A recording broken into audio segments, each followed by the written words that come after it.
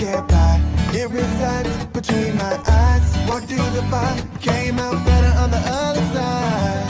See, life's like a beach if you find the sand. And right now, I feel like 100 grand. You are listening to Inspired Insider with your host, Dr. Jeremy Wise. Dr. Jeremy Weiss here, founder of InspiredInsider.com, where I talk with inspirational entrepreneurs and leaders. Today is no different. I have Alex here of Advanced Amazon Ads. I'm going to formally introduce Alex in a second, but Alex, I always like to point out other episodes people should check out of the podcast, right? So since we are going to be geeking out on how do you drive a lot more traffic and visibility to your books, because that's what Alex does for authors, I was thinking, what other authors have I had on the podcast? We had Michael Gerber of the E-Myth. One of my favorites, Chris Voss of Never Split the Difference, Mike Michalowicz, who I know has worked with Alex as well. He's got several amazing books. Chandler Bolt has a great book, which relates to actually helping people write their book, and many more. And Ian Garlic, who introduced us. So thanks, Ian. Appreciate you. Ian. Yes, thank you. This episode is brought to you by Rise 25. At Rise 25, we help businesses give to and connect to their Dream 100 relationships. And how do we do that? We help you run your podcast. You know, for me, Alex, the number one thing in my life is relationships. I'm always looking at ways to give to my best relationships. And I found no better way to do that than to profile the people and the companies I admire over the past decade and have them on my podcast and share with everyone else what they're working on and their knowledge. So if you've thought about podcasting, you should. If you have questions, you can go to rise25.com or email us support@rise25.com. And I have Alex Strathdee, founder of Advanced Amazon Ads. You can find it at advancedamazonads.com. And like I said, he helps your book get visibility. He helps nonfiction authors who use their book to build their brand and as a lead generation to a service or a program, or fiction authors who have at least 3 books. And at 21, Alex convinced 11 colleges to send his book to 40,000 students across the U.S., and he's helped many authors get more visibility. Alex, thanks for joining me. What a wonderful introduction. Thank you, Jeremy. I appreciate it. You've had some absolutely incredible names on the show, and I feel honored to be among all of them. Yeah. Mike Michalowicz is on your homepage, and I'd love to hear some of your favorite books. We were talking about, I have a bunch of credits in my Audible. So Systemology is one of the books you're reading now. Yep. David Jennings.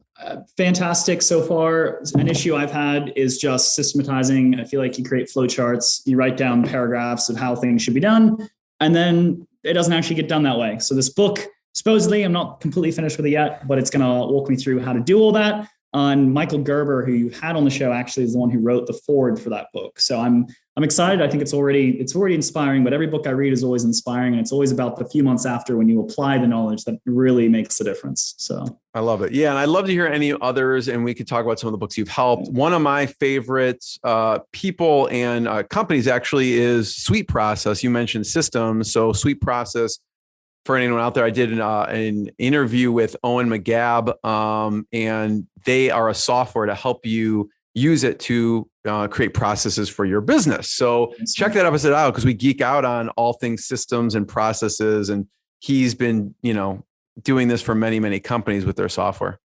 Yeah, that's and I wonder if David maybe mentions their software. I know he has a list on his website. I should go check it out. Maybe they know each other. Well, if not, we'll have to introduce them. So any other favorite books for you? For me, the love of nonfiction started when I no longer was forced to read books. I think all of us, go through high school and we're all told to read these books. And I don't know about you, but I was the kid who was always spark noting them and never actually, it was almost like a game. How much can I BS, this assignment that's due that I have to read, Tale of Two Cities, and I'm sure they're wonderful books that I should have read. My major was biochemistry, Alex. So I was not an English person. So for sure. Yeah. And then, at some point you start opening up some nonfiction books and you're like, wow, that's really useful. And for me, I think, for a lot of people, it shows, I think it's constantly the top 20 books selling on Amazon. How to Win Friends and Influence People by Dale Carnegie. I would lifeguard in the summers back in high school, and that book just opened up my mind to the world of business and really self-help and progressing yourself. So that was my introduction to self-help nonfiction, and it's been an obsession ever since, as you can see by this wall behind me. Let's talk about Ed Rush for a second. If you want to show if you're watching the video, hold up the book for a second, and then let's talk about what you did with Ed. Sure. Yeah. So Ed, we've been working together now for about a year, and he is a former fighter pilot, and he has a multitude of businesses. But really, he helps. He's a wonderful business coach for many people out there. Many people have seen huge increases in their business by working with him, and I feel very lucky because we were still very young, kind of learning how to walk. He kind of took me under his wing, and he's really taught me a lot along the way. And in exchange, we've also been able to work on his book, which has been absolutely fantastic. And his book is basically the introduction to his entire world. So he does events, he has consulting, he has courses that people take. He has an event coming up in Bend, Oregon in late August. He's got all these things going on where he makes the value of a reader coming through his book is so much more than someone who's just reading a book, right? I think there's a marketing thing out there that's like, you have to spend 7 hours with someone before you're ready to buy from them. Now you can accomplish more than half of that just by giving someone your book, right? And he'll have people at his events asking, wait, like, you don't know me, but like, I love you. And like, this is, like you've helped me so much. And Ed's like, almost embarrassed because like, he doesn't know these people, but they've been touched so much by his books. And so with the 21-Day Miracle specifically, we've just helped him get more exposure on Amazon. He threw the book out there. It sold thousands and thousands of copies very quickly. He had someone set up his ads wrong where they basically killed the relevance for his book. And so Amazon stopped organically showing that book. And so what we've been doing, and you can go type in the 21-Day Miracle right now and look at its rankings. He's back to selling, 20, 30 copies a day just from his Amazon ads when, it was pretty much stagnant at like 0 to 1 copy, per day. And so now he has more people coming into his back end, and I work very closely with his business lead to track, people who are how that translates into subscribers over time. We can talk about, it's basically the essence of a book funnel, but on Amazon. We can talk about what that looks like, but that's really the work we've done with Ed. Yeah, walk me through that for a second, and because I can imagine the companies you work with, if they have these pieces in place, it makes it a lot easier, right? Because you could drive as much traffic or leads, and maybe they buy the book, but maybe they don't. But if only a small number, if they have a service or an offering, go to the next level, it's huge, right? Yeah. So what does that funnel look like? Like obviously people can set it up wrong, they could do it wrong. What's that ideal pathway look like?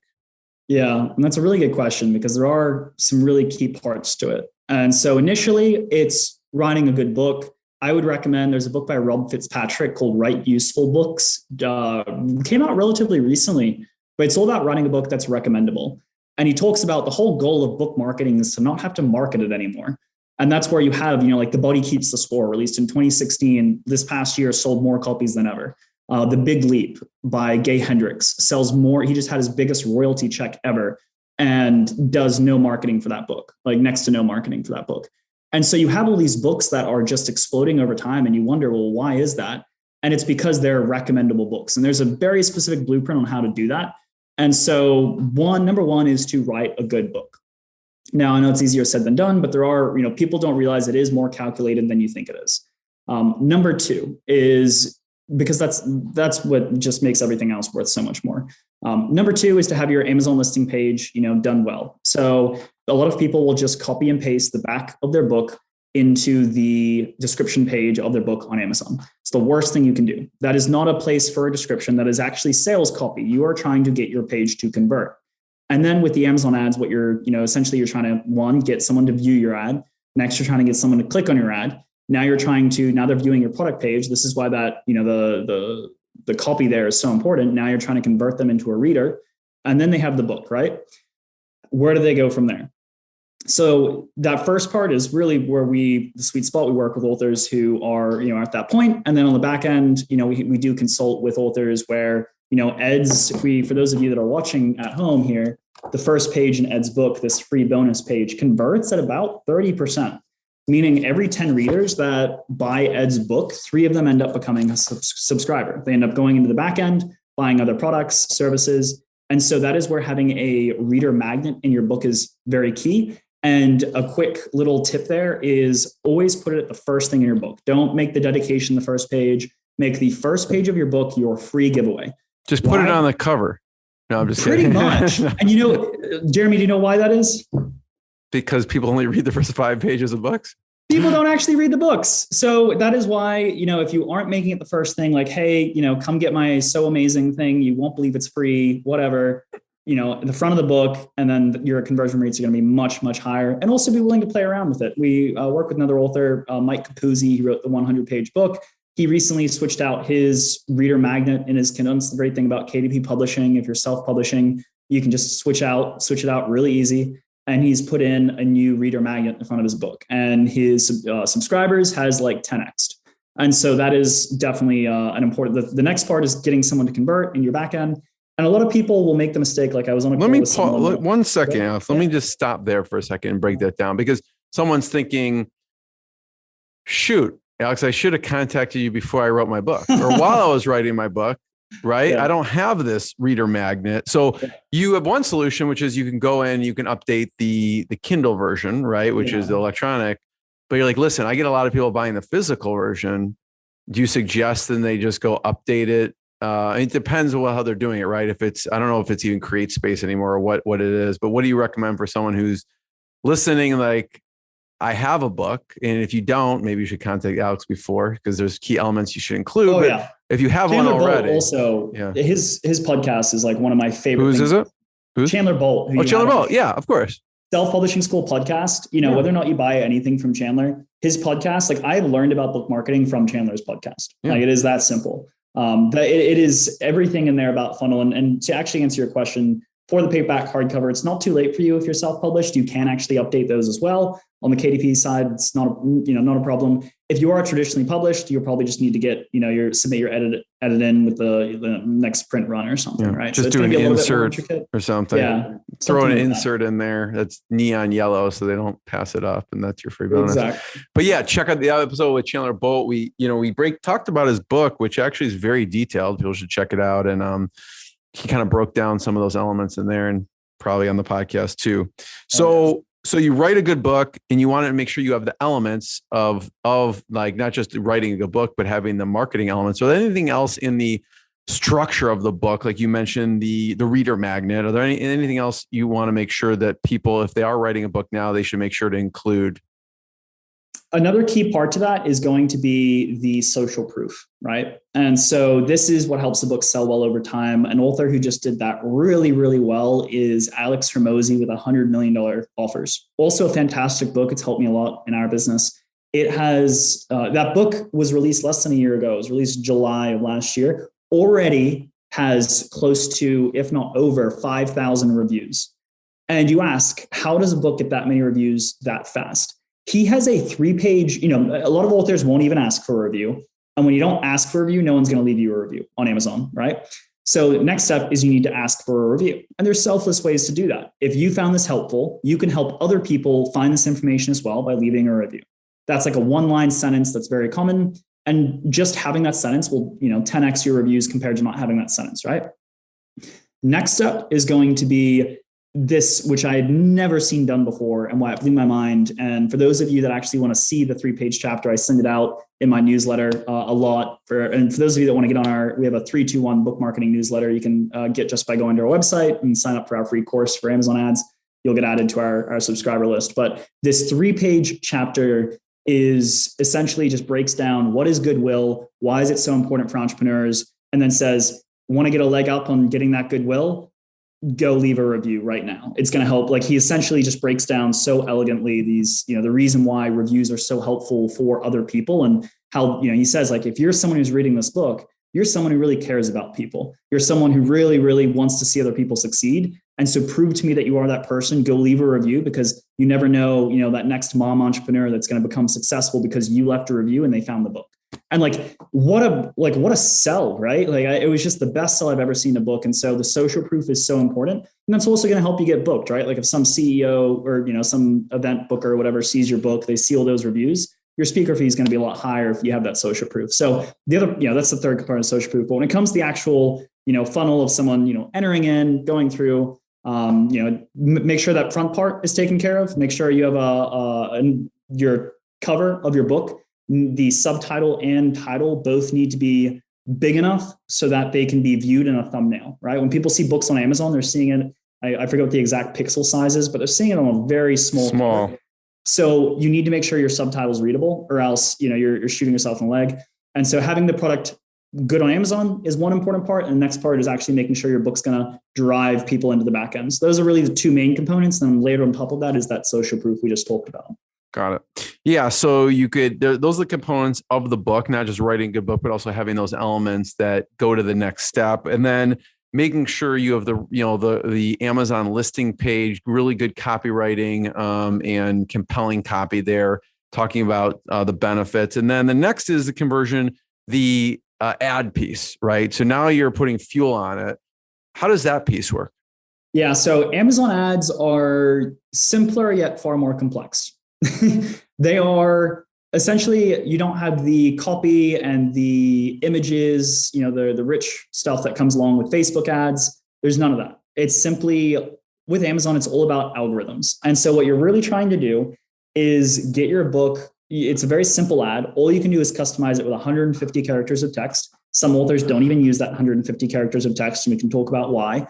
All it is your reviews, number of reviews, your title, and the cover of your book. That's all that gets shown in an Amazon ad for most of the ads and for what most people have access to. There is some other stuff going on, but for the majority of listeners, I'm sure this will be more applicable to them. So this is all that is actually being seen with an Amazon ad. And what it really comes down to is you are trying to target search terms that people are typing into Amazon, right? So if you have an entrepreneurship book and someone types entrepreneurship into Amazon, you want your book to show up, right? That's simple enough.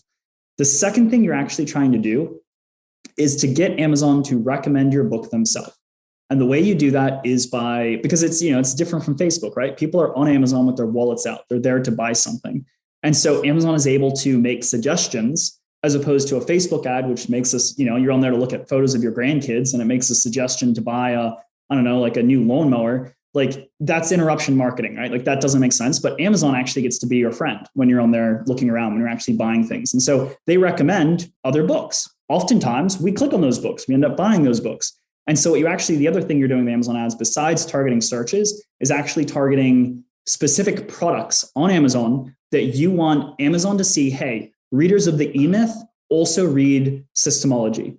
And then if you build up enough cross readership, let's say you end up with 1,000 people who buy both of those books, Amazon will actually start to push your book, because they're trying to get sales too, right? Amazon, is a marketplace. They're trying to, sell books. And so they'll start to organically, without you paying for it, push your book to other books where they see there's cross readership. And that's the holy grail of Amazon ads. And that's what you're really trying to do, is just tap into the recommendation engine, which Amazon is. Okay. So we're talking about native advertising on Amazon, not, okay, I'm going to, build up a Facebook campaign and push it to Amazon. It's all Correct. Native within Amazon. Because I always picture, what I love about what you're doing is it's very niche. Like, you hear about a lot of people doing, they do Amazon ads for products, like e-commerce products, but they're not specializing in books specifically. Yeah. So there's a whole different methodology, I imagine. Is it the same platform where, okay, you want to advertise for your spatula versus a book? There's a lot of commonalities, yeah, but it's the same platform that you're running them in. But at the end of the day, products just work differently than books. There's the way people shop for books, the way people purchase books, the way people consume the product is very, very different than the way that people buy and interact with products on Amazon. For those of you that remember, Amazon started as a book company, right? They were book distribution, right? Or book sales. And so although they're the related cousins, and the great news, I actually love to steal. My entire team actually came from the product world. And then I just teach them the twists that come with marketing a book. There is, it's similar and we speak the same language, but it's like being able to code, but then the difference between Java and, Python, right? They're different languages at the end of the day. So same platform, which is great for those that, have products. You'll have an easier time understanding how to do books, but different at the end of the day. So you can maybe target different keywords and things in a book that's popular, that's related, so you can get on that recommended area.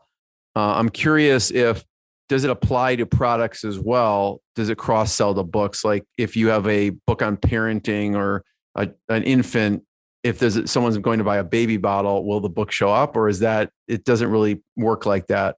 Yeah, and I was just talking with another author, Cam Knight. He wrote Speed Reading. He has a couple, actually has some really fantastic books, and a lot of them have over 1,000 reviews. So he's a very, very successful author. And we were talking about it. He's actually been targeting, in one of his books, he talks a lot about whiteboarding, right? And to whiteboard your ideas or whatever. And what is it that whiteboarders use? They use expo markers. And so he's been targeting expo markers, and it's sold a ton of copies for him. So yeah, there is some overlap. Someone will go to buy like a whiteboard or expo markers, and then you're still able to possibly get on, a recommended product page.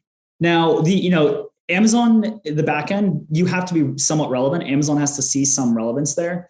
And so you can't just the way he found this out was he targeted one of the companies that makes expo markers, probably Expo. I don't know if that's the company. Is that the company that makes I don't know. I don't know if that's like a Kleenex tissue thing. Anyway, so essentially Amazon saw the relevance. And so they show the book. It can be very difficult to show up on products because Amazon oftentimes sees books and products very differently, but it is possible if Amazon sees that there is enough relevance between the two items. Got it. So, okay. Now you set these ads in place, you have the right structure, which your team works on, the keywords, and what should people, is there a progression of budget that people start off with of spending? Yeah, there's different approaches you can take. For the authors that we bring on, they are serious about marketing their book, right? Their goal isn't to sell a few copies here or there. Their goal is to really push copies. And the only way to do that is to see Amazon ads as a significant investment. And so we recommend a starting budget of around $1,500 just to start testing. And then we scale from there. So we have some authors who, do over $20,000 a month in ad spend, but they're selling a truckload of books, right? They're selling, a whole lot of books, and, the sales, equals the spend or whatever their goals are, right? So we start off with a low budget, and then based on their goals and based on how the ads are performing, we scale from there. So it can be anywhere starting $1,500. Now, if you're someone sitting at home and, maybe you don't have that kind of budget, you just want to, get your feet wet, see what's going on, then by all means, with $500 a month, you can start to test some stuff yourself. But for those that are really serious about it, you do need to see it as an investment, and capping yourself anything less than that is going to hinder your timeliness in getting to success. And then two, even just your level of success that you'll see over time. So with the Amazon ads, now someone buys, right? Next is there's steps for, obviously you get it and you've put these things in place. So there's some call to action and what they should do next. What are some of the things that you look at, like you said, with some of these books after the fact? I don't know, maybe we can talk about Mike Cohen or what you do with them. Sorry, what is your question specifically? Talk about Mike Cohen for a second, because I want to hear about not just that process, but after they buy, because you're looking at it. You don't have control over all those elements afterwards, but that's what they're judging it on. Yeah. So you're consulting with these companies, say, hey, here's how you help with the conversion afterwards, so that we make the most out of this campaign. Yeah, exactly. So it's going to depend on how the shop is set up, what they're selling, all that stuff. For Ed, we work with his business manager who keeps track of what is the platform they use. Anyway, they use something similar to ClickFunnels, but it's not ClickFunnels. Basically, tracking their conversion, right? And so they have, we're able to see, how many subscribers did he get this month versus last month. So we work with, however it is. Sometimes we'll just get access to those platforms and then track it for the author. For some smaller shops, they don't, have the bandwidth to have someone who's hired to do those things. For other authors, so you asked to talk about Neurofeedback 101, this guy right here. So this book had basically no other marketing besides Amazon ads, released early 2020, and he's closing in on 10,000 copies sold. Now, Jeremy, I don't know if you knew this, but 90% of books don't sell more than, 200 copies, right? I would guess like 50, but yeah, exactly. Exactly. And so 10,000 copies is a lot of copies, especially for a no-name author. This is his first book he's ever written. And he has a clinic down in Jupiter, Florida, where he helps people overcome things like ADHD, past traumas, using a technique called neurofeedback. It's mentioned actually in a lot of people have heard the body keeps the score. It's actually an offshoot of it's one of the paths towards recovery that Bessel actually recommends.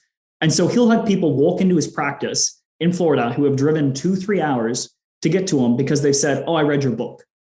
And so, and I mean, you talk about, this is a medical practice, right? Like their prices aren't necessarily cheap.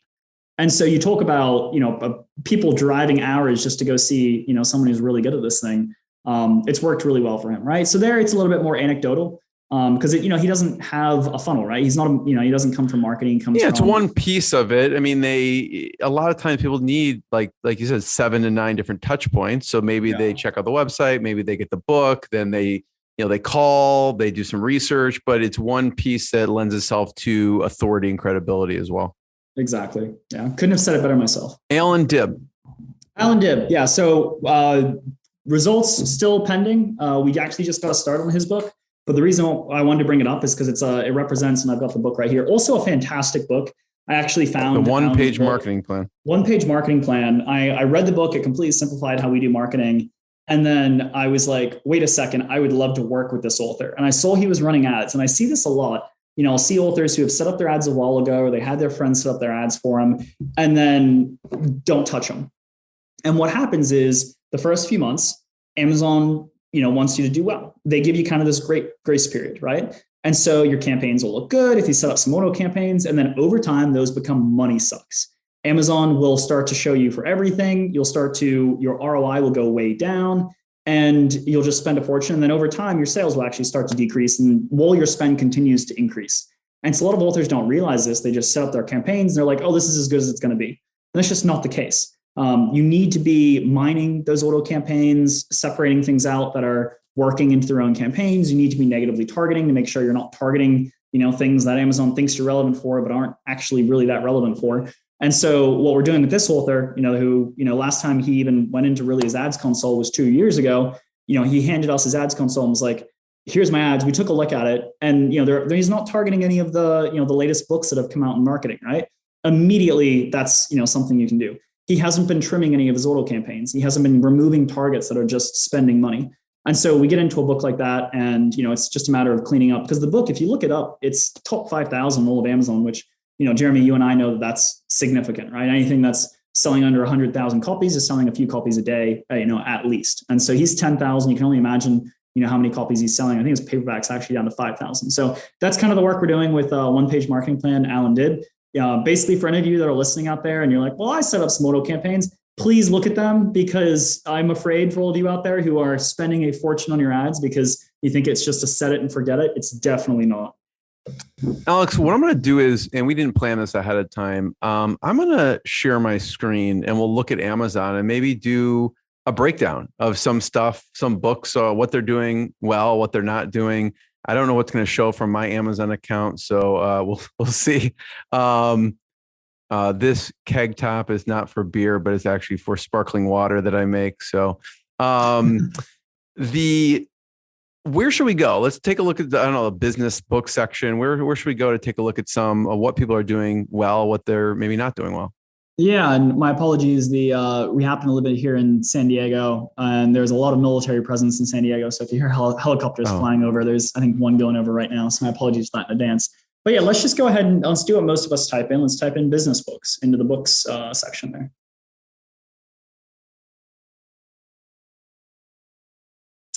All right, so you might not know this, but everything you're viewing right now is actually an ad. The way that you can tell this is that little sponsored tag. Right there. That is anytime an ad is being placed, you'll see that little sponsored tag. So like Sales Secrets, Talent, and Nuclear Effect, along with Ray Dalio, spends a fortune on his, he's a billionaire. I'm sure he can afford to, I'd love to, if anyone knows Ray Dalio, there's so many things I want to tell him that will save him a lot of money with his ads because he seems to just throw things out there. But continue. So if anyone knows any of these people, you can connect them with Alex. So Ray Dalio, boom, we'll shout that out. Yeah, so keep on giving a scroll there. Okay, so here's some organic posting, right? Like these. So this is organic. These top three here, Sales Secrets, Talent, and the Nuclear Effect. Are these all sponsored?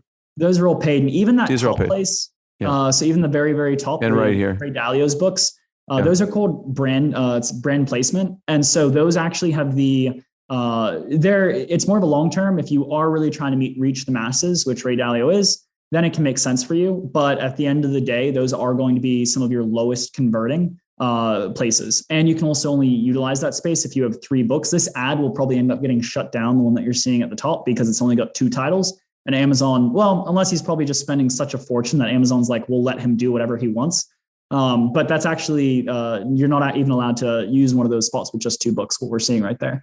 Scrolling down here into the top 3, the top 3, paid placements at the top. Right. Remember what I said, all you're seeing there is the title, the reviews, the author's name, and, the copy it is, right? And these are ads. These people aren't even, don't even have text on their, on their ads. And so this is going to be these people are probably paying to show up for business books, probably paying in the realm of $2 to $3 per click, just to show up there. All of these books definitely need to back end.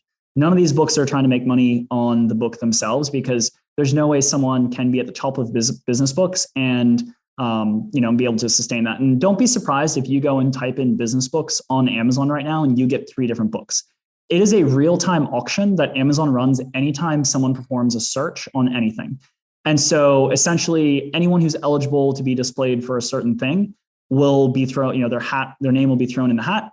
And then based on your relevance to the search. So Amazon is looking at Jeremy's, his reading data, his back end, what books, you probably bought some business books in the past, and they're deciding, okay, based on what Jeremy's typing in and the books that he's bought in the back, these are the people who are. They know everything about me. Yeah. There you go. Yeah. They know everything about all of us. And I think I saw like Amazon just came out with like Echo Dot, and it was like, add it to your like bed nightstand. And I was like, what? So they can hear your talk in the bedroom too? Like they literally just hear everything. So these are just to give you some back end, this is why these ads are being displayed. Also, cost per click. If you aren't as relevant to the consumer, you're going to pay more. If you are more relevant to the consumer, you'll pay less. It's that simple. So if we keep scrolling down here. Is there a strategy here? So you could see Ram Charan here. It says only 1 left in stock. The other ones have a free shipping to it. Is there anything with that, or is that just they're using a different fulfillment? Different fulfillment. Yeah. So they're fulfilled by, an Ingram Sparks, or they're, fulfilled by someone other than Amazon. Which, at the same time, it's like, it can work for you. Like scarcity is a currency. Yeah. And so, it's great to see, okay, only 1 left in stock, but at the same time, if you're out of stock, you're missing out on sales. Yeah. So, I'm curious what you'd advise there. Like if this person's your client, because, you want to eliminate friction, and there's also a shipping cost, right? Yeah. So people are used to not paying for shipping on Amazon. So I don't know.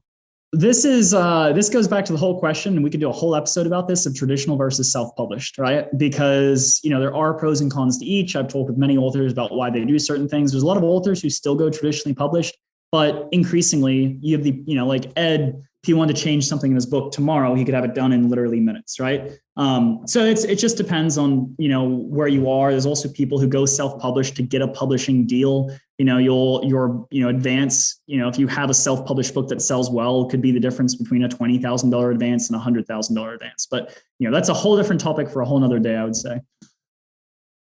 So what about these ones? Maybe, I don't know if you want to open up a few, take a look at their copy, or let's go ahead and click on your next 5 moves right there. And again, you can see the difference. Like, what's that book on the left? 4,000 reviews versus Brendan Bernanson, 806 reviews, right? Like, which business book looks better to you? The one with 4,000. So that's why reviews are so crucial. So taking a look at the product page here, we can scroll down, keep scrolling. All right. So here's right there, frequently bought together.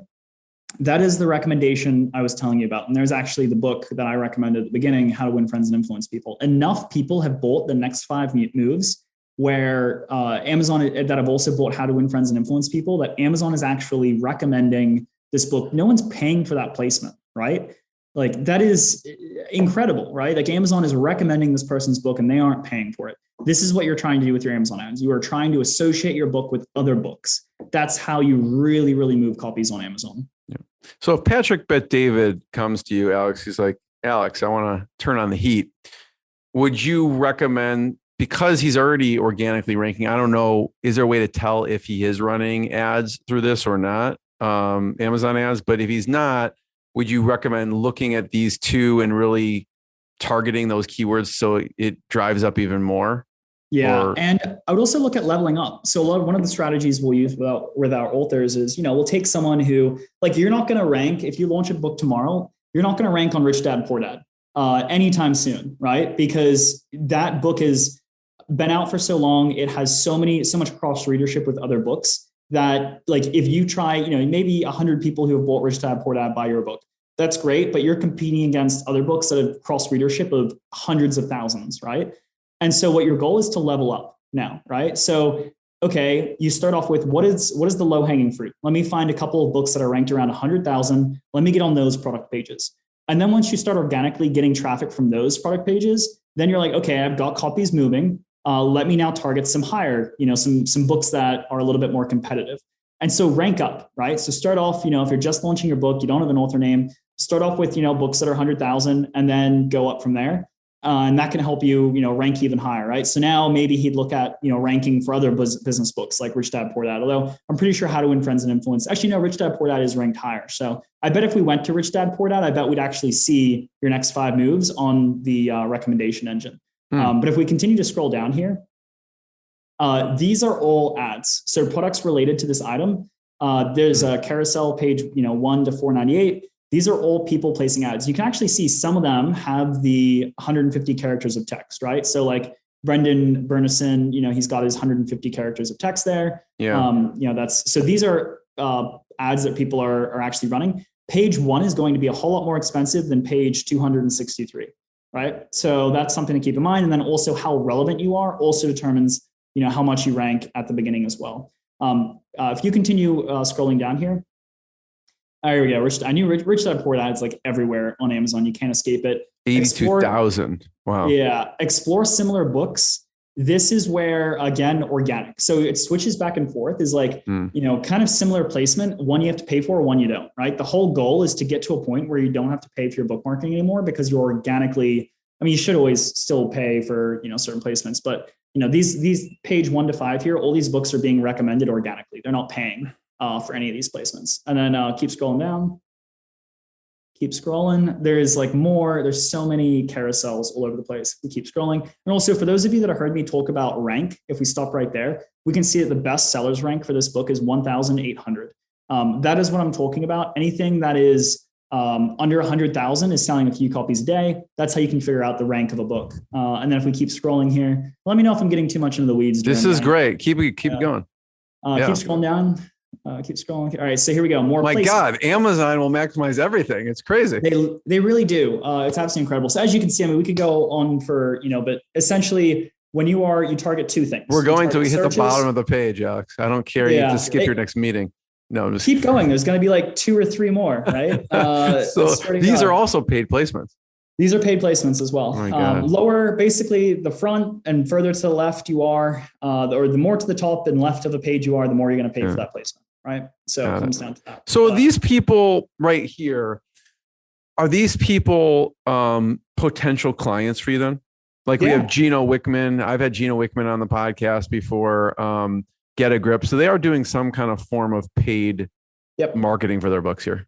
Yeah, I love it because we are so niche and don't tell anyone else about this. We're really the first ones to figure out Amazon ads for nonfiction authors.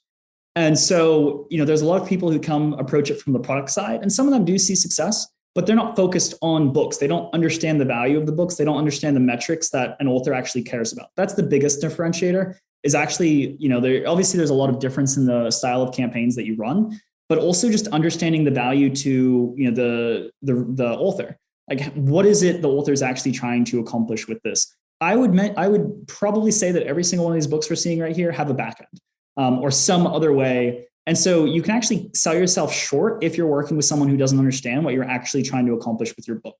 And so it's great. I love living in this space because one, I love books. But 2, I also just understand, what it means to be an author. I actually, if you scroll up to the very top here and go type in, book funnels and Amazon ads, I always like to say, never trust someone who doesn't walk with a limp. I know this stuff because I do it myself. Book funnels. I have a book which leads to subscribers, which leads to my subscriber list, which we get clients from.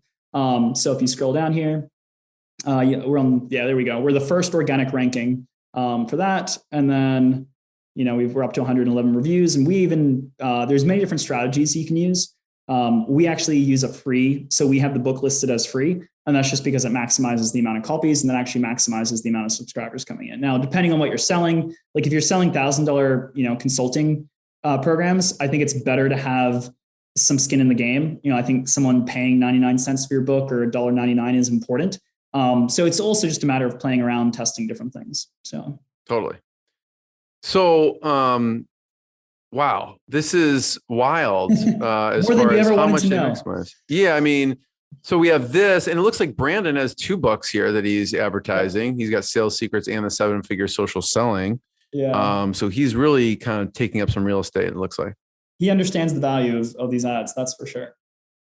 And then, so now we just kind of get into the review section. But if you go to the bottom, you'll get more. Yeah, I guarantee there'll be more carousels down at the bottom than Amazon. Every customers have viewed this item. This is organic.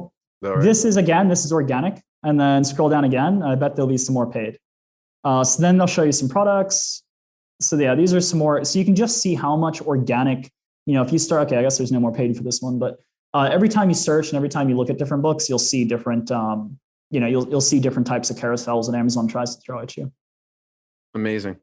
Yeah. So what about the copy on here? How is he doing with that? You mentioned, you don't just want to paste the back of the book onto the page. How is Patrick Bet-David doing with that? Yeah. So click read more on the,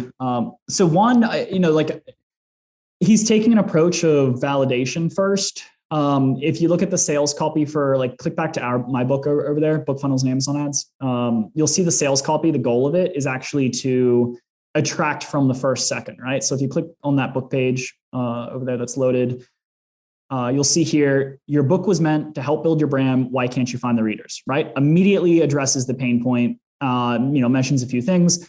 I got to give all the credit here to Brian Meeks. He's one of those people that doesn't do any marketing himself. He's just so good at what he does that people can't help but hear about him. He has a Facebook group that's actually for Amazon Ads. That's over 10,000 people. He does, he has multiple books about book descriptions. He's one of the people who just got in early with indie publishing. And I've seen when I first wrote my book description, it converted and when I say converted, I mean the amount of people who clicked to the people who purchased. It took me 20 clicks to get someone to buy. Now it takes me 6 clicks to get someone to buy. So I can spend, let's say 1 to 5, 1 in 5, just for the math's sake. Now I can spend 4 times more on my advertising, and get better placements instead of the 1 in 20. That's why book description converting is so important. Now there's other factors that go into it, but just for brevity's sake, we'll leave it at that. But so this is a good example. Is you want to hook? Okay, here's exactly what this book is about. If you go back to the next 5 moves, it just says here's why we're so great. It doesn't say immediately, here's what we're solving. Here's the problem that we're solving. It's a lot of social proof. The #1 YouTube channel, Ray Dalio, he has a quote for him. Well, what problem is this solving? And so initially when you had to click the read more to even get down to figure out what the book was about. That's not really that great. This author could probably improve their stuff a whole lot more just by addressing the problem first. So that's my 2 cents, but I refer back to Brian Meeks, who's taught me about copywriting. I just can't recommend him enough. I don't even think he has a website because he's just so low key. I would find him on Facebook, but he's one of the best copywriters I've ever met. What about, I don't know if there's a strategy to this or not, but I noticed you have co-authors.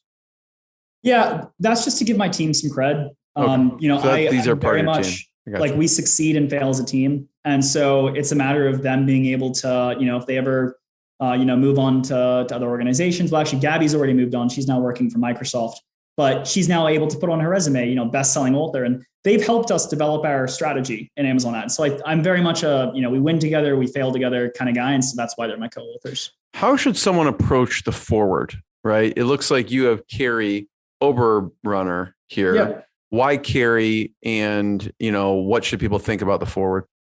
You're the master at partnerships and relationships. You get someone to write your forward. They're going to, obviously, want to promote the book, share the book, social proof of, Carrie is one of the, best names in self-publishing. He runs Igniting Sales Publishing. he's also just an amazing human. So a lot of it was just because I've known Carey for a long time. We worked with a lot of his clients, but at the same time, his name carries a lot of weight. So that's why, at the forward, but don't, I have a genuine relationship with Carey. It wasn't just like, oh, I'm going to use Carey to write my forward. I've been working with Carey for close to 2 years now. So I just want to mention that a little bit. Of course. I mean, it goes without saying you want someone who's going to help the book, but also that you really believe in as a human being and a business person or whatever genre that person's in.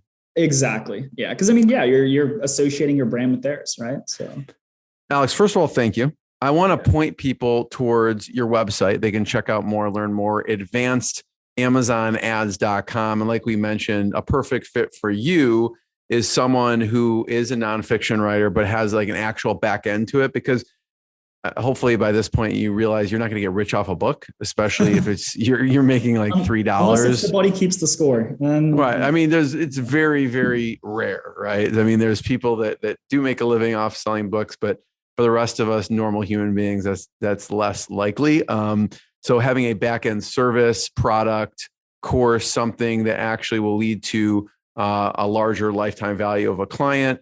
Also, I'm curious why you even go with fiction, right? Like you say fiction, three or more books. So those people must have approached you as well. Very, very small. In fact, as soon as you mentioned that in the beginning, I was like, oh, we don't actually really work with fiction anymore, because that in itself is its own type of targeting. Like there is so many subgenres within subgenres. And if you don't understand those very minute subgenres, it's like, do what you know, right? Like I read, a business book a week. I understand business books through and through. I know the different types of business books. I don't read fiction.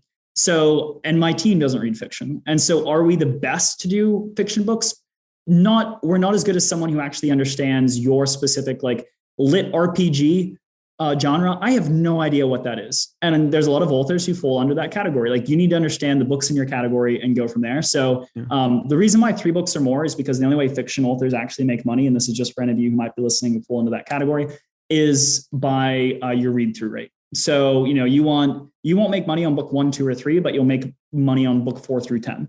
That's how you make money as a fiction author. But that's, another topic for another day. So primarily just nonfiction. We do still have, I have some books behind me. We do work with fiction authors just because it's worked so well for, they've been with us for a long time and it's worked well. It continues to work well, but we actually aren't I have other people I refer out to for fiction. So. But I mean, also children books too. I find like there's a growing number of business people that are like, oh, I have this children book of me, Mike Michalowicz, for instance. And I mean, so there's people that cross over that maybe are entrepreneurs, business owners who wrote a fiction or a children's book, that those people also may qualify for their service as well. It's maybe less common though, I imagine. And with and specifically Mike released My Money Bunnies. And the reason why we took that project on is because we understand the reader. We're not targeting kids. Kids aren't buying books on Amazon. We're targeting parents who are fiscally responsible, who want to teach their kids about money. We target that audience all day long with nonfiction books. So it really wasn't that much of a leap for us to be able to advertise that book. That also leads to his other books. That also leads to other services he has. I mean, one that's popping in my mind is Ben Settle. If people follow copywriting, he's, talks a lot about email copywriting. He has a bunch of fiction books, but I think some of his fans who kind of cross over to his business copywriting email newsletter also follow him and find him through his fiction book. So there is some crossover. It's probably not as common though. Yeah. It's just every use case is individual. And so, our acceptance rate is only about 10, 20% of the people who we bring on, just because a lot of people, we're very focused on who we can serve and who we can't serve. And there is, for the people who we can't necessarily serve, or I want to see like, hey, can you just run some campaigns yourself? Come back to me, see, show me your results, show me what your numbers are, and then we can talk. I actually have a free course, which walks you through pretty much 99% of what our process actually is. I don't charge for it. I used to have a paid course. I ended up making a free course, made it even better than the paid course. And so you can go get that just by visiting www.advancedamazonads.com. So, and if you're not ready to make that leap, or you just want to test some ads out yourself, that course is a wonderful place. I would pay attention more to people who teach Amazon ads about products than people who teach Amazon ads about books, because I'll tell you why, Jeremy. It's because people in the book space, a lot of the people who made early money with Amazon ads it was just a matter of they threw the books up there and there was more demand than supply. We are no longer in that phase. There is now just as much supply as there is demand. And so those people who ran Amazon ads, they were highly successful. They're like, wow, I'm so good at this. I should create a course. They don't actually know a single thing about Amazon ads. They were just early to the game. The people who are on the product side of things, they've been investing millions. They understand this through and through. There's a lot more money that's going into the educational materials for products than there are books. There's still a lot of nuance, which is the sweet spot we sit in. But yeah, so just a word to the wise there about, pick your guru wisely. Everyone check out advancedamazonads.com, learn more. And Alex, thanks so much. Jeremy, such a pleasure being on here. I really appreciate it. And you've had some rock star guests and I'm humbled to be among them. So What I got, you can't buy. It resides between my eyes. Walked through the fire, came out better on the other side. See, life's like a beach if you find the sailing right now. I'm feeling like $100 grand.